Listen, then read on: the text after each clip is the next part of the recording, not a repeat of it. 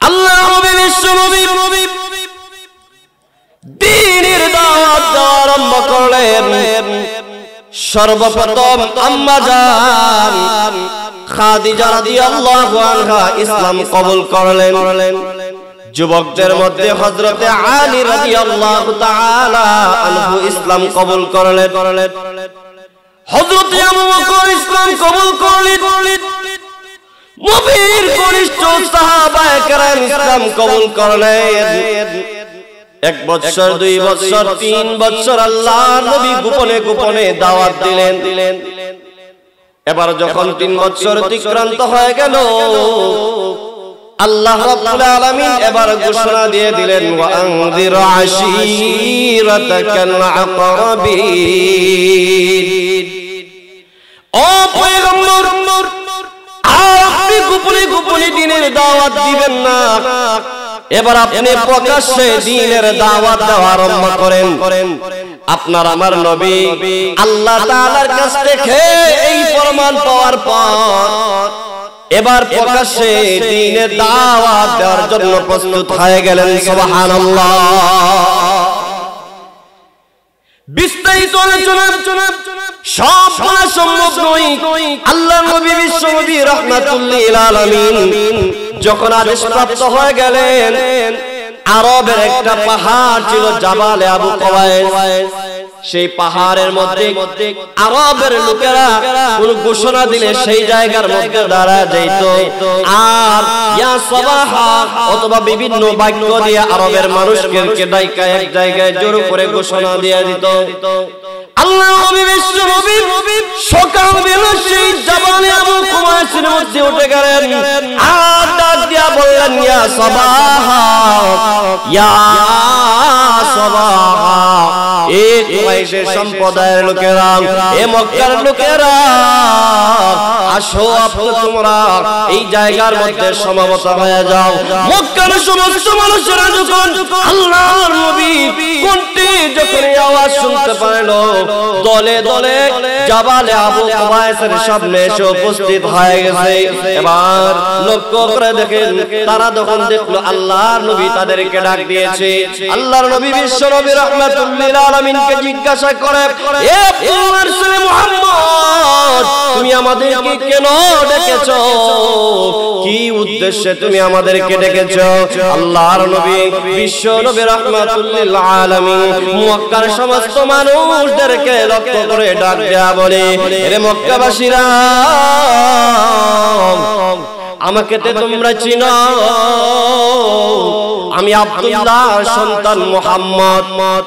আমি তোমাদের সামনে বড় হয়েছি, তোমাদের সামনে ছোট থেকে বড় হলাম, বিবাহ শাদী করলাম, এই পর্যন্ত এসে পৌঁছে গেলাম।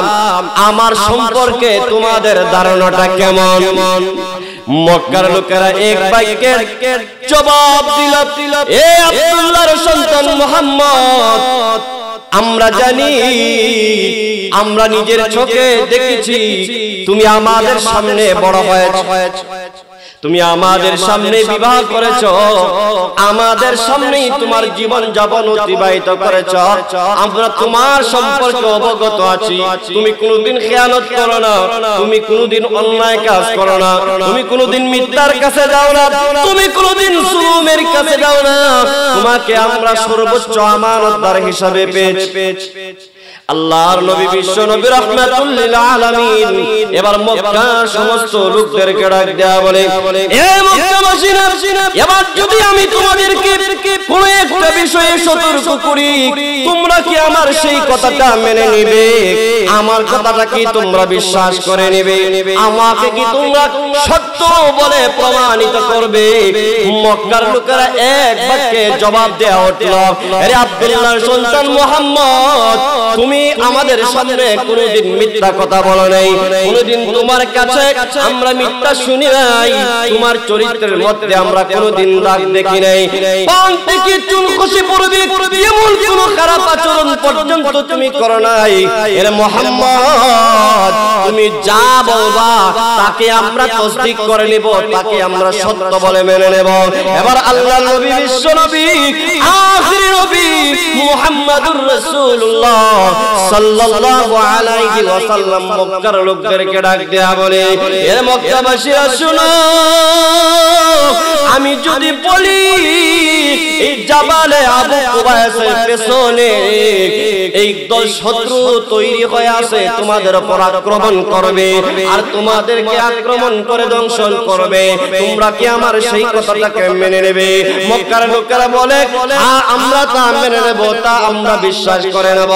আল্লাহ নবী বলেন, এ মক্কার লোকেরা, এর চেয়ে আরো বড় সতর্ক বাণী আমি তোমাদেরকে জানা দেই, তোমরা যে দেবদেবীর পূজা করো, তোমরা যে আল্লাহ তাআলার সাথে আরো অনেককে শরীক করো, তোমরা যে লাত এবং উজ্জার পূজা করো, এ মক্কার লোকেরা তোমরা যদি এই দেবদেবীর পূজা না ছেড়ে দাও, লাত উজ্জা মানাতের পূজা না ছেড়ে দাও, এক আল্লাহকে বিশ্বাস না করো, তাওহীদের উপর ঈমান না আনো, আমি কথা দিয়েছি, আমি কথা বলতেছি শোনো, যদি তোমরা এক আল্লাহ তাআলার তাওহীদের উপর বিশ্বাস স্থাপন না করো, আমাকে নবী হিসাবে তোমরা মেনে না নাও, আল্লাহ আমাকে নবী হিসাবে প্রেরণ করেছেন, রাসূল হিসাবে প্রেরণ করেছেন, তোমরা যদি আমাকে নবী বলে বিশ্বাস না করো, এর মক্কার লোকেরা শুনো, কাল কিয়ামতের কঠিন ময়দানে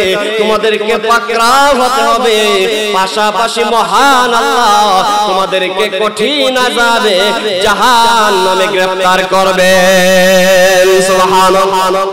আল্লাহর নবী বিশ্ব নবী রাহমাতুল লিল আলামিন যেই মুহূর্তে ঘোষণা দিয়েছি, মক্কার কাফির বেঈমানেরা নিস্তব্ধ হয়ে গেছে, কিছু বলার নাই। একটু আগে, 1 মিনিট আগে ওই মুহাম্মদকে আমরা তাসদীক করলাম, সে তো সত্যবাদী, মিথ্যা বলার কোনো অবকাশ নাই। মক্কার লোকেরা স্তব্ধ হয়ে গেছে, কারো মুখে কোনো আওয়াজ নাই, কোনো জবাব নাই। পরক্ষণে আল্লাহর নবীর চাচা আবু লাহাব দাঁড়ায়া বলে, দেখেন আবু লাহাব আল্লাহর নবী বিশ্ব নবী রাহমাতুল লিল আলামিনের একদিকের চাচা, আরেকদিকে ছোটবেলার সাথে, আরেকদিকে আল্লাহর নবীর বিয়াই, আল্লাহর নবী তার 2 মেয়েকে আবু লাহাবের 2 সন্তান উতবা এবং উতাইবার কাছে বিবাহ দিয়েছে। সর্বপ্রথমে মক্কার কোন মানুষ প্রতিবাদ করে নাই, একমাত্র প্রতিবাদ করেছে আল্লাহর নবীর ঘরের মানুষ, আপন চাচা আবু লাহাব। ডাক দেয়া বলে, ইয়া মুহাম্মদ তাব্বান লাকা, ইয়া মুহাম্মদ আলি হাযা জামাতানা, এ মুহাম্মদ এর জন্য কি তুমি আমাদেরকে আহ্বান করেছো? ধ্বংস হয়ে যাও মুহাম্মদ তুমি। নাউজুবিল্লাহ করনা। ও মুহাম্মদ তুমি ধ্বংস হয়ে যাও, এই জন্য কি তুমি আমাদেরকে এই জায়গার মধ্যে একত্রিত করেছো? এই জন্য কি তুমি আমাদেরকে দাওয়াত দেওয়ার জন্য এই জায়গার মধ্যে একত্রিত হয়েছো? এই বলে আবু লাহাব একটা বিশাল পাথর নিয়ে আল্লাহর নবী বিশ্ব নবী রাহমাতুল লিল আলামিনের সামনে আগায় গেল। নাউজুবিল্লাহ। কি বলতে চায় আবু লাহাব? ডাক দেয়া বলে, এ মুহাম্মদ এটা তুমি কেমন দিনের দাওয়াত দিলা? তোমার বাপ দাদার ধর্মের তুমি অস্বীকার করলা, আমাদের মূর্তিদেরকে তুমি মূর্খ প্রমাণিত করতে চাইলা, এক আল্লাহর দাওয়াত দিলা। এ মুহাম্মদ তুমি তো কাজটা ভালো করো নাই, না তোমার কথা সঠিক হতে পারে না। এরে মুহাম্মদ তুমিও পাগল, তোমার আল্লাহ পাগল। সেই মুহূর্তে আবু লাহাব আল্লাহর নবীর এই গালি দিছে, বলেন আল্লাহর কি সহ্য হবে? আর একটু জোরে কোন সহ্য হবে? আল্লাহর নবী বিশ্ব নবী রাহমাতুল লিল আলামিন আবু লাহাবের জবাবে ডাক দেয়া বলে, এ আবু লাহাব তুমি আমাকে গালি দাও, আমার কোনো দুঃখ হবে না, আমার কোনো কষ্ট লাগবে না। আমার বাবারে বইলা গালি দাও, কোনো সমস্যা নাই, আমি কোনো জবাব দিব না। তুমি আমার বংশ তুইলা গালি দাও, আমি কোনো জবাব দিব না। তোরে আবু লাহাব, তুমি আমার আল্লাহকে নিয়ে যখন গালি দাও, আমি নবীজির সহ্য হয় না। আল্লাহু আকবার। আল্লাহ নবী বিশ্বনবী রাহমাতুল্লিল আলামিন যেই মুহূর্তে কথা বলেছি, এমন সময় আমার আল্লাহ আসমান থেকে জিবরিল আলাইহিস সালাতু ওয়াস সালামকে লক্ষ্য করে বলে, এরা জিবরাইল শুনো, এই মক্কার কাফেররা এবং আবু লাহাব আমি আল্লাহকে গালি দেয়, আমি আল্লাহর কোনো সমস্যা নাই, কোনো ক্ষতি হবে না। আমি আল্লাহকে নিয়ে কটাক্ষ করে কোনো ক্ষতি হবে না। আমি আল্লাহকে নিয়ে সমালোচনা করবি, আমি আল্লাহর কোনো ক্ষতি হবে না। কিন্তু আমার দোস্ত আমার মুহাম্মদ আমার বন্ধুকে গালি দিয়েছে, পাগল বলে গালি দিয়েছে। এর জিবরাইল আমার পক্ষ থেকে জবাব দিয়ে দাও, এই আমার দোস্ত পাগল না, আমিও পাগল না, বরং আবু লাহাব স্বয়ং সে পাগল। আমার আল্লাহ রাব্বুল আলামিনের অন্তরের মধ্যে গুসা উঠে গেছে। আল্লাহ রাব্বুল আলামিন এবার জিবরিলকে পাঠিয়ে দিয়া সূরাতুল লাহাব নাযিল করে দিলেন। এবার জিবরিল আলাইহিস সালাতু ওয়াস সালাম সূরাতুল লাহাব নিয়ে দুনিয়ার বুকে আগমন করলেন, আর আল্লাহ তাআলা জানায় দিলেন, তাব্বাত ইয়াদা আবি লাহাবি ওয়া তাব। আল্লাহু আকবার। যেই মুহূর্তে জিবরিল আলাইহিস সালাতু ওয়াস সালাম এই আয়াত সূরা নিয়ে নাযিল হলেন, তাদের ভিতরে বিচলন তৈরি হয়ে গেল। আল্লাহ রাব্বুল আলামিন বলেন, আমার দুষ্ট ধ্বংস হবে না, আমার দিন ধ্বংস হবে না, বরং আবু লাহাব তোমার হস্তদ্বয় ধ্বংস হয়ে যান। শুধু তাই নয়, তোমার মাল ধ্বংস হয়ে যাবে, তোমার সব ধ্বংস হয়ে যাবে। অচিরেই আবু লাহাব তুমি এবং তোমার স্ত্রী জাহান্নামের লাকড়িতে পরিণত হবে। আল্লাহ নবী বিশ্বনবী রাহমাতুল্লিল আলামিনকে এই সূরা তার সামনে পেশ করে দিলেন। যখন আল্লাহ তাআলা আল্লাহর রাসূলকে যখন আবু লাহাব বদদুয়া দিল, আল্লাহ রাব্বুল আলামিন বরদাস্ত করে নাই, পাল্টা জবাবে আবু লাহাবকে আল্লাহ রাব্বুল আলামিন লানত দিয়া দিলেন। আল্লাহ রাব্বুল আলামিন অভিশাপ নাযিল করে দিলেন। শুধু তাই না, তার মালের উপর, তার পরিবারের উপর, তার সব কিছুর উপর আল্লাহ তাআলার অভিশাপ পড়ে গেছে। সে এখন ধ্বংস হবে কি হবে না? একটা জিনিস লক্ষ্য করে দেখেন, আল্লাহ নবী বিশ্বনবী রাহমাতুল্লিল আলামিন বারাকান্ত হয়ে গেলেন।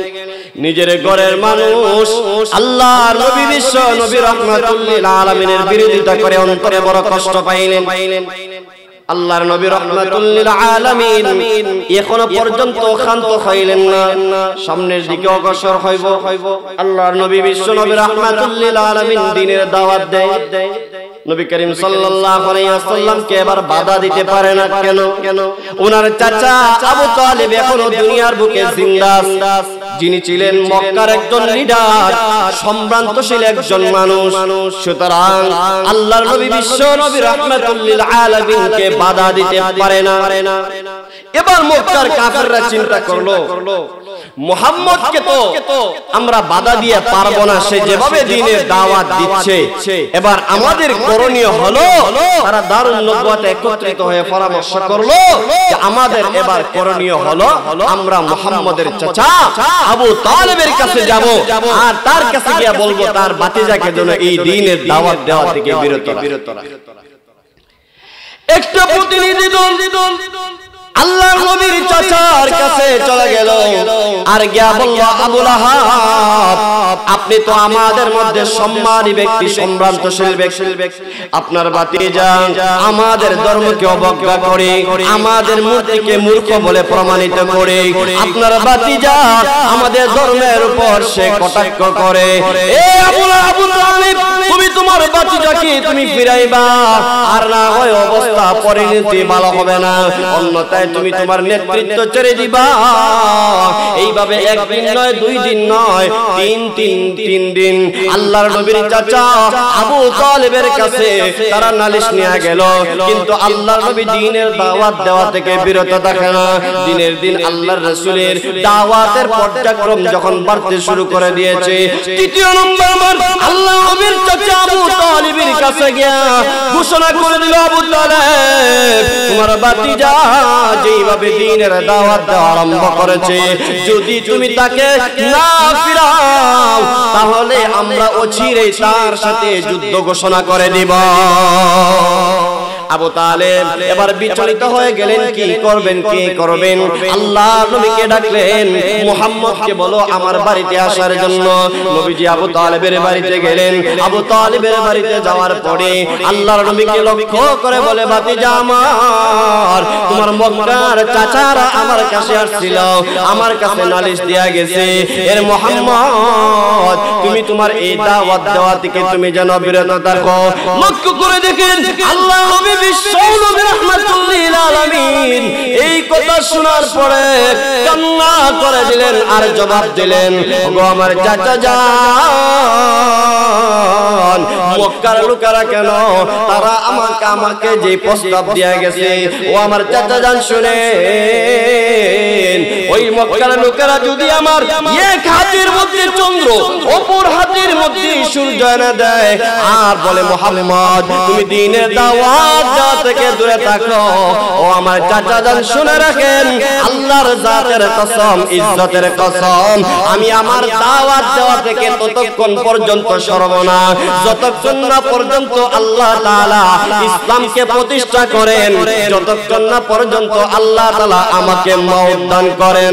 এর মানে হলো ও চাচা জান, আপনি মক্কার কাফির বেঈমানদেরকে জানা দিবেন, তারা যদি আমাকে দ্বীনের দাওয়াত দেওয়া থেকে বিরত থাকার জন্য অফার করে, এক হাতে সূর্য দেবে, অপর হাতের মধ্যে চন্দ্র দিয়াও যদি আমাকে বলে, যদিও এইগুলা এনে দেওয়া সম্ভব নয়, এরপরে যদি আমার হাতে আয়না দেয়া বলে, আমি যেন এই দাওয়াত দেওয়া থেকে দূরে থাকি, ও আমার চাচা জান, আমার মৃত্যু হয়ে যাবে, আমার ইন্তেকাল হয়ে যাবে, এরপরে আমি দ্বীনের দাওয়াত দেওয়া থেকে বিন্দু পরিমাণ করতে রাজি না।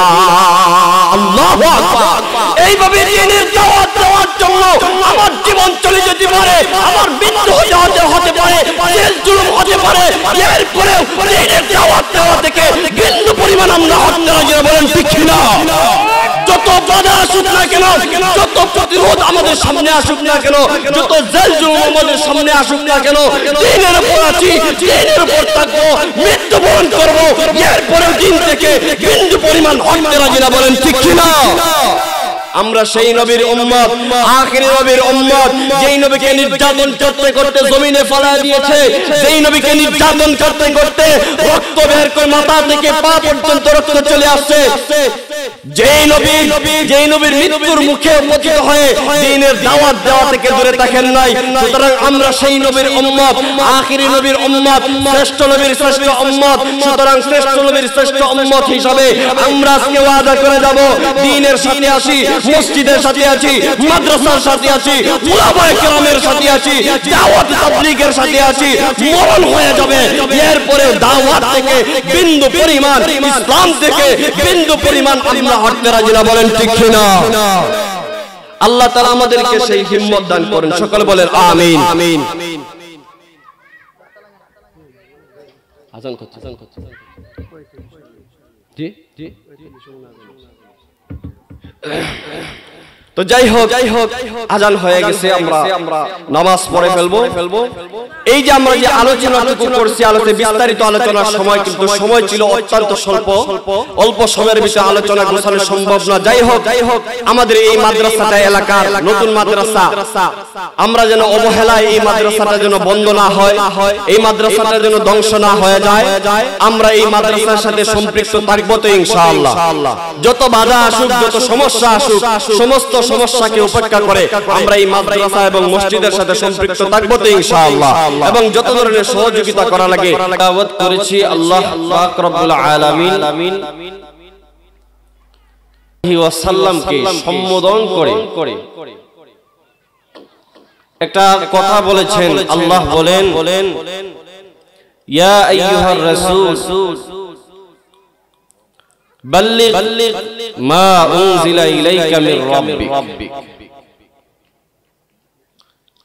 আমার প্রিয় হাবিব, আপনি তা প্রচার করেন, প্রসার করেন, মানুষের কাছে পৌঁছিয়ে দেন যা আমি আল্লাহ পাক রব্বুল আলামিনের পক্ষ থেকে আপনার প্রতি নাজিল হয়েছে। এখানে আল্লাহর নবী বিশ্ব নবী রাহমাতুল লিল আলামিনকে মুবাল্লিগ হিসাবে আখ্যায়িত করা হয়েছে, যিনি দ্বীনের দাওয়াত দেন, মানুষের দ্বারা দ্বারে দ্বীনের দাওয়াত পৌঁছায়া দেন। চাই সে নবী হোক অথবা উম্মত হোক, তাকে মুবাল্লিগ বলা হয়। আমাদের মাথার মধ্যে টুপি, শরীরে সুন্নতি লেবাস। আজকে আমরা মসজিদে যাই, সন্তানদেরকে মাদ্রাসায় পড়াই, আমার নাম শুনলে মানুষ মুসলমান হিসেবে আখ্যায়িত করে। আজকে আমি নিজে মুসলমান, আমার বাবা মুসলমান, আমার পরদাদা মুসলমান, আমার উত্তর শরীরাও অনেকেই ছিলেন মুসলমান। এই যে আমরা ইসলামের উপর আছি, ঈমানের উপর আছি, এর পিছনে সবচেয়ে বড় উসিলা হলেন আপনার আমার নবী, আখির নবী মুহাম্মদুর রাসূলুল্লাহ সাল্লাল্লাহু আলাইহি ওয়াসাল্লাম। আল্লাহ তাআলার কৃপা তো অবশ্যই, এর পাশাপাশি আল্লাহর নবীর উসিলায় আজকে আমরা দ্বীনের উপর আছি, দ্বীন পালন করতেছি, সত্য ধর্মের উপর অটল অবিচল আছি। এজন্য শুকরিয়া আদায় করি আলহামদুলিল্লাহ। একটা সময় দুনিয়ার বুকে ইসলাম, দ্বীন, ঈমান বলতে কিছুই ছিল না। একমাত্র কেবলমাত্র আল্লাহর নবী, আখির নবী, শ্রেষ্ঠ নবী ইসলাম, ঈমান, দ্বীনের উপর ছিলেন, আর দ্বিতীয় কোনো ব্যক্তি ছিল না। আল্লাহ পাক রব্বুল আলামিন আপনার আমার নবীকে 40 বছর বয়সে নবুয়ত দান করলেন। 63 বছর আল্লাহর নবী দুনিয়াতে বেঁচে ছিলেন। 40 বছর অতিবাহিত হওয়ার পর আল্লাহ পাক রব্বুল আলামিন আপনার আমার নবীকে নবুয়ত দান করলেন, একত্ববাদ, তাওহীদের দাওয়াত পৌঁছানোর জন্য। আল্লাহ এক, তার সাথে কোনো শরীক নাই। এই দাওয়াত পৌঁছানোর জন্য আপনার আমার নবীকে মনোনীত করলেন। আল্লাহর নবী বিশ্ব নবী রাহমাতুল লিল আলামিন যেখানে জন্মগ্রহণ করলেন মক্কায়, 40 বছরের পরে বাকি 23 বছরের 13টা বছর উনি মক্কায় অবস্থান করলেন, বাকি 10টা বছর উনি মদিনায় অবস্থান করলেন। এরপরে আবার মক্কায় আসলেন। এর ভিতরে মক্কা বিজয় হলো, আল্লাহর রাসূল মক্কায় অবস্থান করলেন। দাওয়াতের জিন্দেগীর মোট ছিল 23 বছর। এই 23 বছরে আল্লাহর নবী বিশ্ব নবী রাহমাতুল লিল আলামিন তিলে তিলে এক করে দুনিয়ার আনাচে কানাচে, উত্তর থেকে দক্ষিণ, পূর্ব থেকে পশ্চিমে দ্বীনের দাওয়াতকে পৌঁছায় দিয়েছেন। সুবহানাল্লাহ। সুতরাং আমাদের পর্যন্ত দ্বীন কিভাবে আসছে সেই জিনিসটা আমাদের দরকার আছে না নাই? সেই জিনিসটা জানা দরকার আছে না নাই? এবং আমরা কিভাবে দ্বীনের উপর চলবো এবং কিভাবে আমরা দ্বীনের দাওয়াত মানুষের কাছে পৌঁছায় দিব, আমাদের নৈতিক দায়িত্বটা কি, আল্লাহ আমাদেরকে উম্মত হিসেবে কি দায়িত্ব দিয়েছেন, সেগুলো আমাদের জানা দরকার আছে না নাই? নবী করিম সাল্লাল্লাহু আলাইহি ওয়াসাল্লামের এই 13 বছরের জিন্দেগি যদি আমরা একটু ফলো করি তাহলে দেখতে পারবো উম্মতে মুসলিমা কি দায়িত্ব, দ্বীনের দাওয়াত কিভাবে দিতে হবে, কোন কৌশলে দিতে হবে, দ্বীনের উপর কিভাবে অটল থাকতে হবে। পাহাড় পরিমাণ আসমান পরিমাণ নির্যাতন আসবে, জুলুম আসবে, সেইগুলার কিভাবে মোকাবেলা করতে হবে সেইগুলা আল্লাহর রাসূল প্র্যাকটিক্যালি আমাদেরকে শিখিয়ে দিয়েছেন। আল্লাহু আকবার। আল্লাহ রাব্বুল আলামিন আপনার আমার নবীকে আদেশ করলেন, নবী করিম সাল্লাল্লাহু আলাইহি ওয়াসাল্লামের মক্কি জিন্দেগি সম্পর্কে জানতে গেলে একটা সূত্র আমাদেরকে জানতে হবে। মক্কি জীবন আল্লাহর রাসূলের কয়েক ভাগে বিভক্ত। এর মধ্যে একটা সংখ্যা হলো 3, 2, 5 আবার 3। এই হলো 13 বছর। এই 13 বছর কিভাবে? 3 বছর আপনার আমার নবী আখির নবী গোপনে দাওয়াত দিয়েছেন। বাকি 2 বছর আল্লাহর রাসূল প্রকাশ্যে দাওয়াত দেওয়া যখন শুরু করলেন, নবী করিম সাল্লাল্লাহু আলাইহি ওয়াসাল্লামের সমালোচনা করা হয়, মিথ্যা অপবাদ দেওয়া হয়। পরবর্তী 5 বছর আপনার আমার নবীর উপর জুলুম নির্যাতন পেশ করা হয়। শুধু তাই না, শেষের 3 বছর অধিক থেকে অধিক পরিমাণ নবীজির উপর এবং নবীর উম্মত এবং অনুসারীদের উপর কঠোর থেকে কঠোর পরিমাণের জুলুম নির্যাতন করা হয়। এই হলো মোট 13 বছর। 3 বছর আপনার আমার নবী গোপনে দ্বীনের দাওয়াত দিলেন। সর্বপ্রথম ওনার পরম স্ত্রী আম্মাজান হযরতে খাদিজা রাদিয়াল্লাহু আনহাকে দাওয়াত দিলেন। সাথে সাথে দাওয়াত দিতে দেরি, দাওয়াত কবুল করতে ওনার 1 সেকেন্ডেরও দেরি হয় নাই। সুবহানাল্লাহ। কারণ উনি আগে থেকে জানতেন উনি সত্য নবী। অনেক বিশ্লেষণ করেছেন, অনেক খোঁজাখুঁজি করেছেন। ওনার চাচাতো ভাই ওয়ারাকা ইবনে নওফলকে জিজ্ঞাসা করেছিলেন আল্লাহর নবী সম্পর্কে, আলামত সম্পর্কে। সে বলেছিল শেষ নবী আসার, দুনিয়াতে আসার সময় হয়ে গেছে। নবীজি যখন নবুয়ত পাইলেন, আবার তার চাচাতো ভাই ওয়ারাকা ইবনে নওফলের কাছে গেলেন, তার কাছে জিজ্ঞাসা করলেন। সে বলল হ্যাঁ, উনি যে কথাগুলো বলতেছেন সেইগুলা সত্য নবী, শ্রেষ্ঠ নবী, আখির নবীর বার্তা। সুবহানাল্লাহ।